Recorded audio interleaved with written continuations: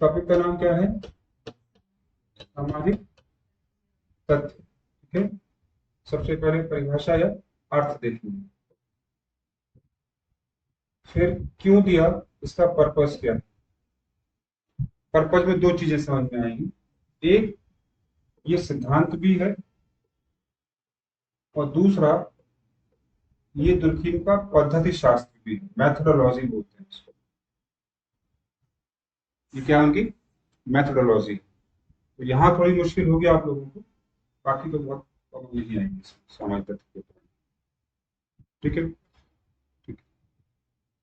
तो सीधी परिभाषा लिखेंगे, अर्थ लिखेंगे। सामाजिक तथ्य वे सामाजिक तथ्य कार्य करने कार्य करने सोचने सोचने और अनुभव करने के तरीके हैं। अनुभव करने के वे तरीके हैं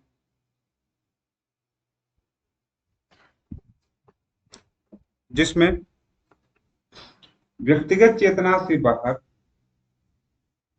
व्यक्तिगत चेतना से बाहर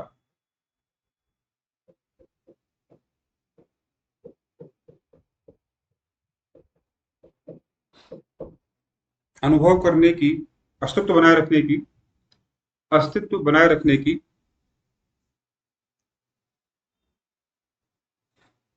उल्लेखनीय विशेषता होती है।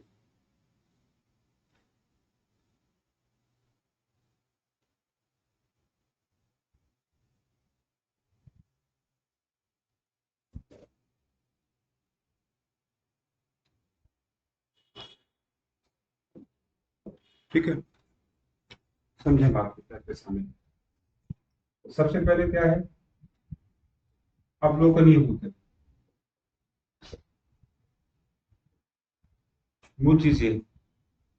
अवलोकन का मतलब दो चीजें जो देखने योग्य है, जिसे देखा जा सकता हो, देखकर जिसे सिद्ध किया जा सकता हो, वो क्या हो गया, अवलोकनीय। अब तथ्य का मतलब क्या होता है, किस चीज को तथ्य कहते हैं। तथ्य का अर्थ होता है सिद्ध ज्ञान, ऐसा ज्ञान जो क्या हो चुका हो, सिद्ध किया जा सके। और दुर्खीम जैसे जो आरंभिक समाजशास्त्र के विचारक हैं, वो किसी भी चीज को सत्य या असत्य, झूठ या सच का एक ही आधार मानते हैं, और वो क्या है कि अगर वो अवलोकनीय है तो विज्ञान के दायरे में आएगा, और अगर अवलोकनीय नहीं तो विज्ञान के दायरे में वो नहीं आएगा। ये प्राकृतिक विज्ञानों का असर है। मुझे लगता है कि समाजशास्त्र भी क्या है, प्राकृतिक विज्ञानों जैसा विज्ञान है। तो वहां भी जो दिखती है उसे मान देते हैं, जो नहीं दिखती उसे नहीं माना जाता। तो ये लोग भी एक काम को कर रहे हैं। तो तथ्य और अवलोकन का मुझे समझ में आ गया यहाँ पर, क्यों अवलोकन कहा है। चलिए, यानी दुर्खीम कहता है कि समाजशास्त्र में अगर आप कोई चीज पढ़ रहे हैं, कोई भी चीज एक्स वाई जेड, तो आप उसी चीज को पढ़ें जो ऑब्जर्वेबल, ऑब्जर्वेशन से आ सकती है। अगर वो ऑब्जर्वेशन में नहीं आ रही है, दिख नहीं रही है, तो सिद्ध नहीं हो सकती, और सिद्ध नहीं हो सकती भी नहीं। इससे क्या हुआ कि समाज में बहुत सारी चीजें चलती हैं, तो क्या सबका अध्ययन करें, नहीं कर सकते।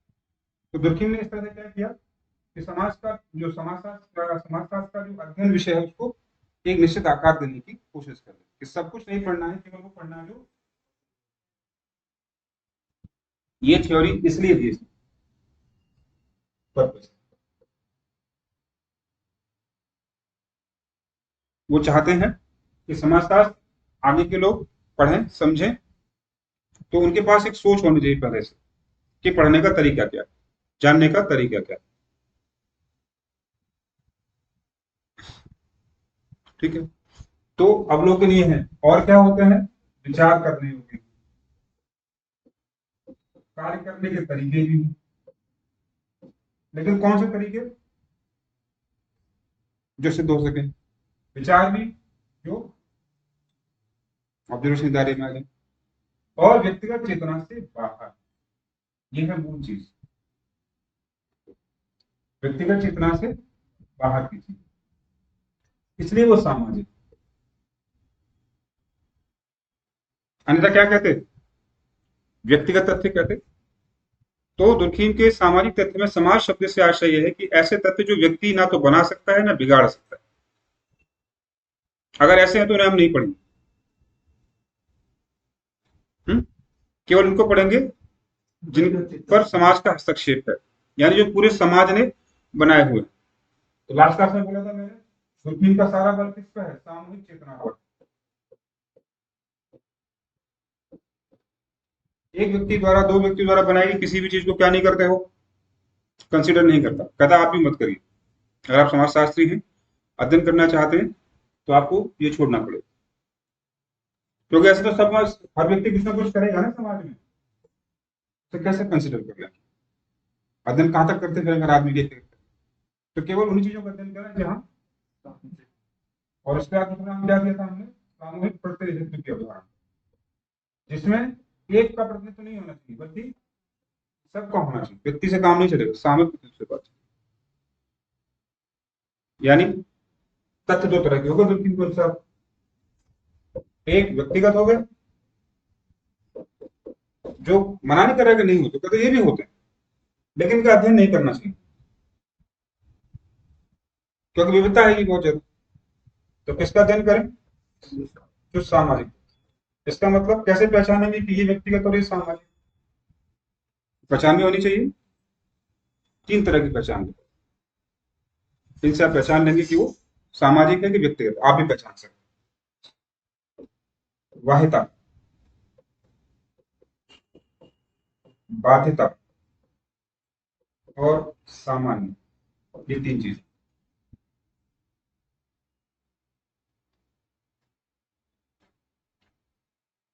सामाजिक तथ्य की तीन विशेषताएं दुर्खीम के अनुसार, वाहिता, बाध्यता और सामान्यता या सामान्य।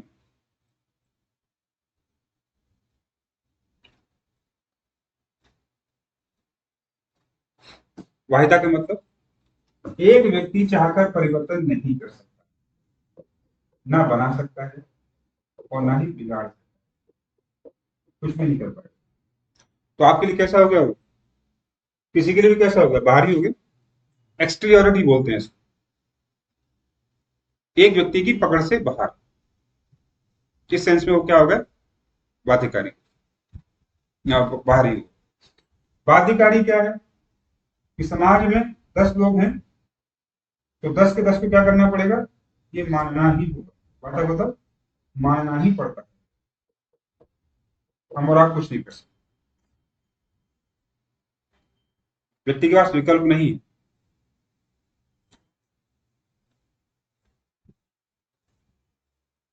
और विशेष नहीं होते, आपके लिए अलग मेरे लिए अलग ऐसा नहीं हो, सब पर समान रूप से और सामान्य रूप से लागू। तो समान और सामान्य दोनों, यानी एक व्यक्ति से दूसरे व्यक्ति का कोई फर्क विशेष ढंग से ज्यादा नहीं आ सकता।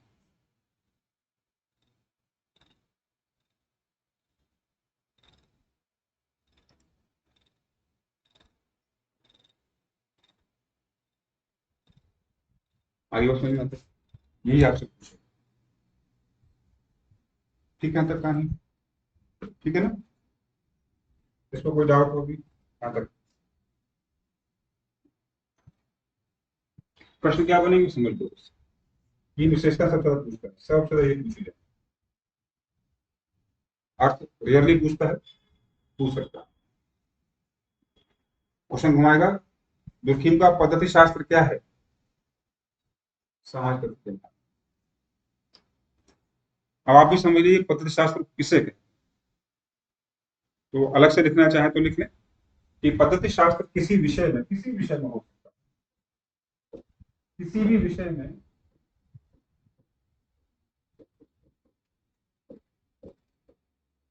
अध्ययन वस्तु को का अध्ययन करने का तरीका।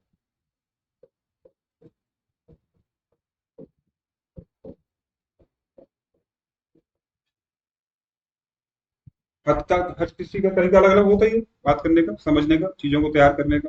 आप में से कई लोग रट के तैयार करते हैं, कई लोग समझ के तैयार करते हैं, कई लोग दोनों तरीके से तैयार करते हैं।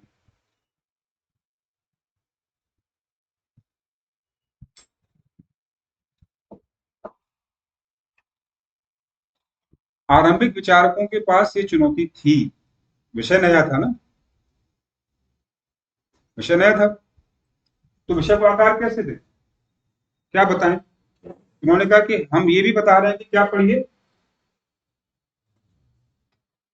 और कैसे पढ़िए इस हिसाब। तो सामाजिक तथ्यों का सिद्धांत भी है, इसलिए हमने लिखा, और अध्ययन करने का तरीका भी। ठीक है, प्रकृति पूछेगा तो हमने जैसे बताया अवलोकनीय है, व्यक्तिगत चेतना से बाहर है। जैसे ये वाली बात करेंगे तो क्या आ जाएगा, बाह्यता, एक्सटीरियोरिटी आ जाएगा। क्लियर है, एक बार और देखो तब तक मैं कौन देखो।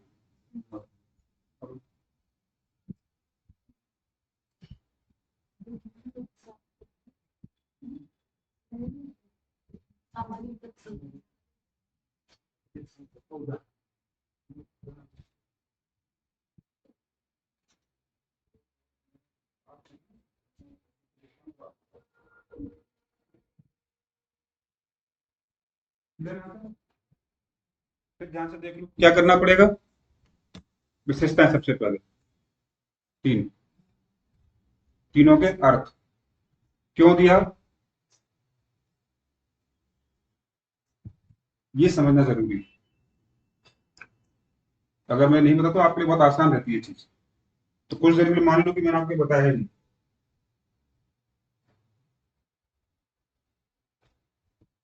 ठीक है।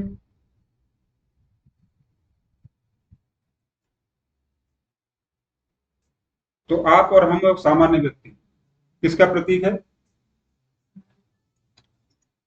तथ्य का प्रतीक। लेकिन वो जो सिद्ध किया है ना, क्या उस व्यक्ति को आप सामाजिक बोलोगे जो समाज से अलग चलता हो।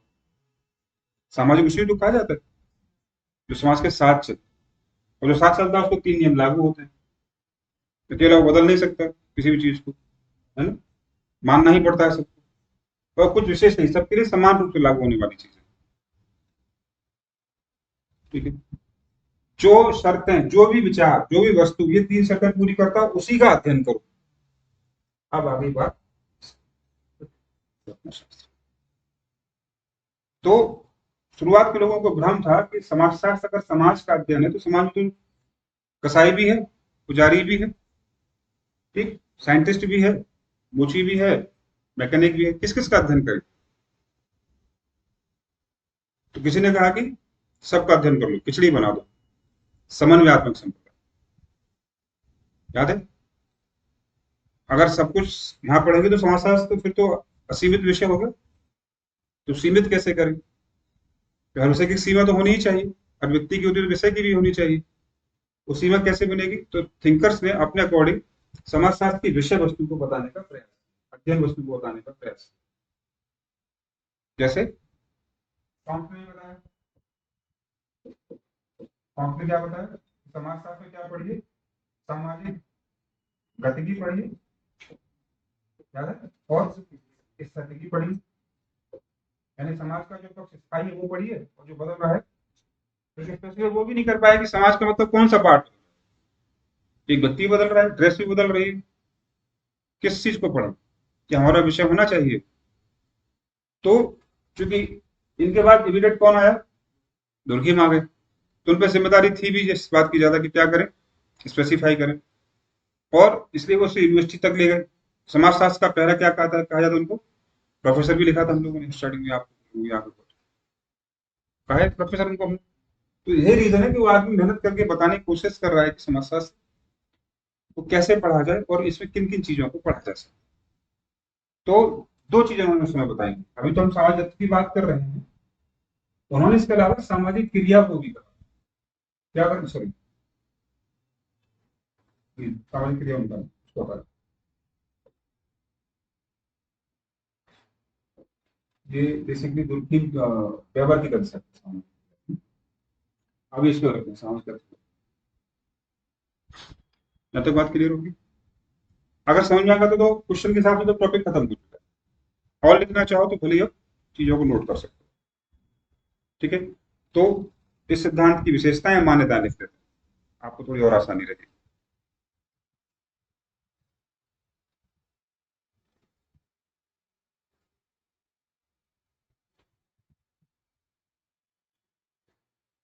ठीक है, ये अधिवैयक्तिक होते हैं। अगली विशेषता में क्या लिख रहे हैं? अधिवैयक्तिक। नई चीज नहीं लिखा रहा हूं, जो यहाँ लिखा है वही है। वाहिता का मतलब क्या है? तो होता है। वाहिता का मतलब क्या है? अधिवैयक्तिक होना, व्यक्ति से ऊपर है। दोनों लाइन से लग रहा है, व्यक्ति से ऊपर जाएंगे, यानी व्यक्ति को मानने ही पड़ेंगे। ठीक है, और व्यक्ति की पकड़ से भारी है। इसका मतलब दूसरा है कि इन्हें जन्म कौन देता है? समाज ही जन्म देता है।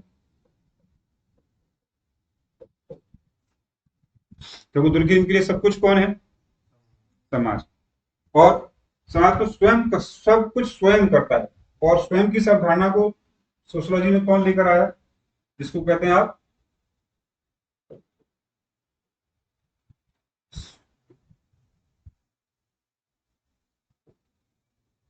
इसको आप बोलेंगे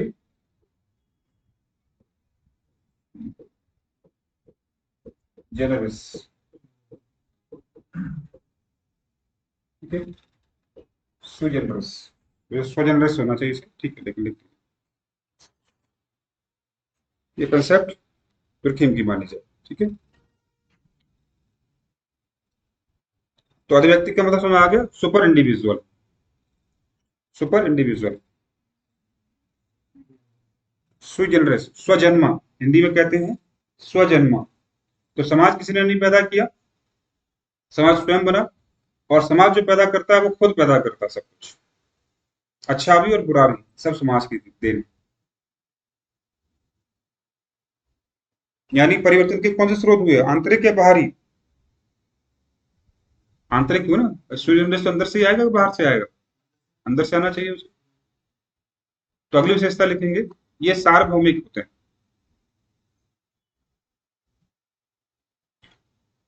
ठीक है, जैसे उदाहरण के लिए, दुर्खिम ने तो नहीं बोला, लेकिन आप अपने समझने के लिए लिख लेंगे, परिवार, धर्म। ये पूछे गए कि दुर्खिम के अनुसार सामाजिक तथ्य क्या क्या है? तो धर्म नंबर 1, श्रम विभाजन, आत्महत्या, क्या मान लिए जाएंगे दुर्खिम के अनुसार? सामाजिक तथ्य मान लिए जाएंगे।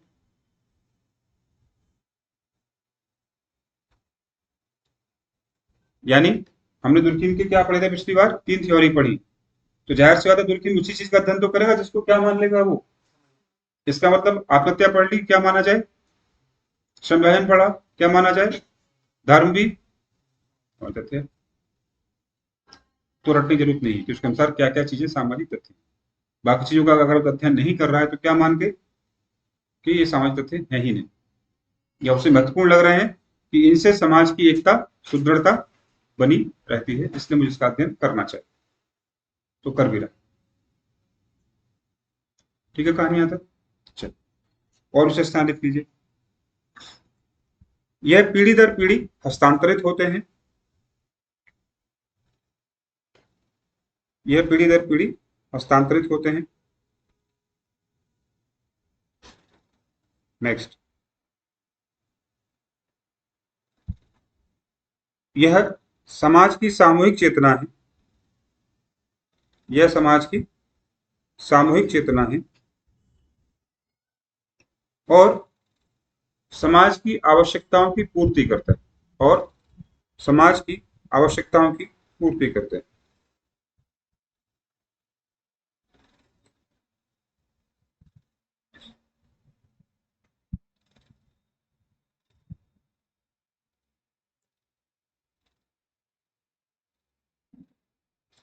ठीक है, अब किसी ने पूछ लिया कि सब सब बेसिक चीज तो समझ में आ गई, थोड़ा और बता दें। क्या बता दें कि आखिर इन सामाजिक तथ्यों को आपने कहा कि अवलोकन करना होगा, अवलोकन योग्य है तो हम मान लेंगे कि सामाजिक है और तथ्य है, समाज तो है ही, तथ्य है। बोले तरीका तो बताइए कैसे इसको अवलोकन योग्य माना। उन्होंने कहा कि सामाजिक तथ्यों को आपको वस्तु मान लेना चाहिए। इनके अवलोकन का तरीका क्या है कि आप इसे पहले क्या मान लें? वस्तु माने, उस चीज को जो आप सामाजिक तथ्य मान के चलते, तभी आप उसका अध्ययन कर पाएंगे। तो इनका अध्ययन सामाजिक वस्तु की तरह करना चाहिए। क्यों करना चाहिए उसका रीजन समझिए। अगर किसी वस्तु को, किसी भी चीज को वस्तु मान लेंगे तो इसका मतलब ये मान लिया आपने कि ना तो वो आपको प्रभावित कर रही है, आपको प्रभावित नहीं कर पाएगी क्योंकि वस्तु ही तो है केवल, और ना आप उसे प्रभावित कर पाएंगे। यानी जो व्यक्ति को प्रभावित नहीं कर सकते, व्यक्ति उसे प्रभावित नहीं। इससे क्या होगा, वो तटस्थ रहेगी, आप उसके प्रति तटस्थ रहेंगे। जो चीज बदल रही है अगर उसका अध्ययन करेंगे तो फिर वो यूनिवर्सल ट्रुथ नहीं निकल पाएगा उसका, क्योंकि चीजें बदल, मीनिंग बदल रहे हैं तो फिर यूनिवर्सल कैसे होगा।